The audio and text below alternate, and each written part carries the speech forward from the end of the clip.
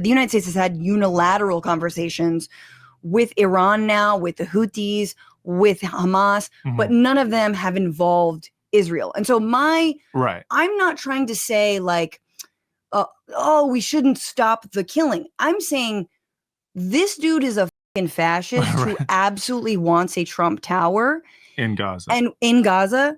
And we would be idiots before you actually see the proof in the pudding to give him credit. But I do accept that the really ad hoc nature of this administration is leading to some things like, sitting down with Hamas, sure, whatever. Right. Yeah. I mean, so my thoughts on it, I completely understand the impetus to give Trump credit for anything. And here's the thing, credit when anything happens in terms of a ceasefire is due. There's in no world would it be fair or charitable to be like, nah, he still doesn't get credit. If he gets a ceasefire, he gets a ceasefire. Which he did, thanks to Steve Witkoff. Yes, they were able to get a brief ceasefire that, of course, Israel, violated and then started up the war again. But that was something. And for, I fully give credit to any day, even a day of ceasefire is a day in which another Palestinian isn't being murdered in a genocide. My issue is that people are seeming to repeat the mistakes of, the last 18 months when it came to the Biden administration for the same reasons, which is like a lot of the times it's like a partisan thing where you go like, well, Biden says he's working tirelessly for a ceasefire. He must be doing it. We found out, of course, he wasn't doing it. And when it comes to Trump, I think people hold out hope because at the very least, like Netanyahu and Israel made Biden look like such a fool that at the very least, on a very like ego level, you're like, love him or hate him, Trump is not going to allow himself to look like a fool for Israel. The problem is that in order to remedy that, he's going to do a lot of the same things that Biden did, except for instead of trying to look like empathetic and sad, he's trying to look tough and smart and someone who's going to, take action unilaterally. I'm going to negotiate this deal with Hamas that gets out Edan Alexander. Unless Israel offers me a $500 million plane like Qatar offered Trump. And right now, Doha likes to be a go-between between Hamas, Israel, and the United States. And so it seems like Israel is sending negotiators to Doha right now. And like you could say that has nothing to do with a $400 million luxury airliner that was just given to Trump. I'm pretty sure it had something to do with it. Absolutely. But I think more to the point, like one thing that Trump proves by doing this deal with Hamas that gets out Edan Alexander is that all of the talk about like, well, what can I do that Biden was doing and that Trump has also continued to do since the violation of the ceasefire that they first got in January is bullshit. It's this, if you can unilaterally do a deal with the Houthis, unilaterally do a deal with Hamas to get out a Israeli-American soldier, you can unilaterally help Gaza. You can unilaterally stop the genocide. We've known this, but it's one of the things that it means you could unilaterally do things that aren't just for your benefit, like Trump is doing. You could do things like send aid to the starving population of Gaza. No food for 2 months or water for 2 months. You could withhold weapons. And so to me, this is my problem is like, we really want to MAGA or blue MAGA. It's like, you always want to give someone points and someone's always got to like win on things. And for me, I'm like, just because Trump is doing this his way and trying to look tough doesn't mean we have to like, again, give him, give him all of this credit.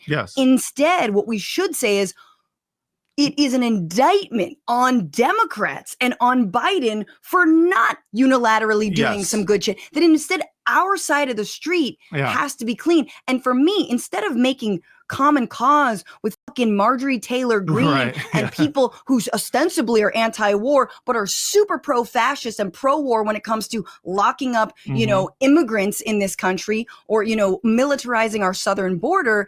I'm like, you know who you could break bread with and make common cause with? Muslim Americans, Arab Americans, anti-war organizers, students, people who are being disappeared right now for writing op-eds, although Rameza Öztürk was released, thank God. But it's like, we have millions of people who are deeply anti-war and upset at what's going on that you could make common cause with. Right. Why you got to go make common cause with the fascists? I will suspend this by saying, if you're a lawmaker, if you're Senator Bernie Sanders, of course, you make the deal. Right. This is how legislation is passed. Right. Yes. I'm not saying that, but I'm saying on a tactical movement level, it does not behoove us to welcome in these actual racist, anti-Semitic psychos into our fold and give them credit. Just it's like we're constantly trying to give Trump credit or give, you know, Marjorie Greene credit. I mean, and by we, I mean Cenk Uygur, but like it's so like that, it sort of like dovetails with my broader annoyance at like, we're literally living in a fascistic moment. Right. Trump is doing his own shit for himself, not for the Palestinians. Right. And nothing's been delivered. Yes. No ceasefire has been agreed to. Yes. Israel never agreed to the second stage of the ceasefire. We'll see if they're like, oh, okay, we'll be okay with not doing anything to Gaza for 5 years. Right. And here's the thing. All of it to me is like playing into everyone's PR strategy. And this is why it's annoying to like do anything with this, like on this partisan level, is like, this is all PR strategy. If you're like getting Marjorie Taylor Greene on to, you know, talk about the things that you guys agree with, and she's like, well, I'm anti-war, but I'm pro-ICE or whatever. Right. And you're like, congratulations. What you're doing is giving her a PR win. That's 100% of what you're doing. Because at the end of the day, what is ICE doing? But doing the very things that are, you know, stopping people from writing op-eds and in their student newspaper, or getting people deported for being pro-Palestine. And the apartheid state that is Israel is something that the right in this country absolutely salivates over. Yes, they love the idea because it's what they want. I mean, but in the same way, it's the same thing with Trump. The you know, this ceasefire or what do you call it? Negotiation. The negotiation. This is giving credit for something. This is an indictment of, just in the same way it was an indictment of Biden and the Democrats for the fact that they could have done more and they didn't. It is an indictment of the Trump administration that he is able to unilaterally do something that benefits him when it comes to Israel, a sovereign state, ostensibly, and not do things like make sure that there's aid there, force a ceasefire upon Israel and say, like, this is what you're doing, right? Which is something they could do. This has been, 18 months of pretending there's nothing they can do about that. Well, we know that they can do it. So, I caution people against like preemptively giving political wins to people. Like did we not learn that after January? Remember in January when we were like, oh, damn, looks like, say what you will, Trump did get the ceasefire. As soon as it was violated by Israel, the Trump administration said, well, I guess we got to kill them all. I mean, I guess Walt put out this AI image of me enjoying, cocktails on the beach. Right. And like this, you think this guy is like actually gives a shit about Palestinians? It was like something I thought we learned then. And so like, I just caution people like falling for the PR strategy of bad actors. That's what you're doing when you're allowing yourself to be like, oh, maybe Trump. No, it's the same thing with the Democrats. The Democrats, you're falling for their PR strategy when you say they're working tirelessly for a ceasefire. Can I just ask you before you go what you think? I gotta go? Yeah, before I kick you out of this room. You're displacing me in my own home. A regular Israel over here. It happens every day. It does. Slowly encroaching more and more, actually, right? Literally. But do you? I have one closet in the whole house. Yeah, one closet. And I sleep in it. Do you think that Trump is putting daylight between him and Netanyahu? Do you think he's like turning his back on him? I have trouble fully buying into that. I understand that logic because number one, Trump doesn't like anybody, and he certainly is not going to hitch his star to anybody else. At the end of the day, he's going to throw anyone under the bus. He doesn't care. So The idea that he is actually, like trying to put daylight between him and Netanyahu is certainly like plausible. But again, I worry about what we're basing that on, because I've never known Trump to not say when he hates a guy. Mm-hmm. This idea that like, oh, secretly behind closed doors, he hates Netanyahu. I was like, when has this guy ever held his tongue about somebody? Like he can't even leave Rosie O'Donnell alone. Well, yeah, it's a woman.